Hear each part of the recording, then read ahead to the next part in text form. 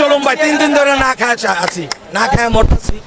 আগে ভালো ছিলাম আমরা অনেক, 2 মুঠো ভাত নিয়ে সংসারকে দুধ ভাতে খাইতাম। কয়দিন পানি খাইছেন? 2 দিন ধরে অটো চালাতে দিতেছে না, আমরা কি খাবো? আগের সরকারই ভালো ছিল, আগে আমরা দুমুঠো ভাত খাইতে পারতাম। ইউনূস সরকার আসার পর বউ বাচ্চার মুখে দুমুঠো ভাত তুলে দিতে হিমশিম খেতে হচ্ছে। এমনটাই বলছেন দেশের সাধারণ রিক্সা চালক থেকে দিনমজুর মানুষরা।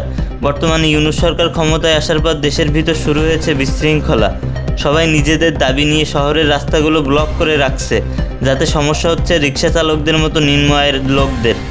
তাদের কেউ কেউ বলছে আমরা 15 দিন মতো রিক্সা চালাইতে পারি না, না খেয়ে আসি, এখন কি করব।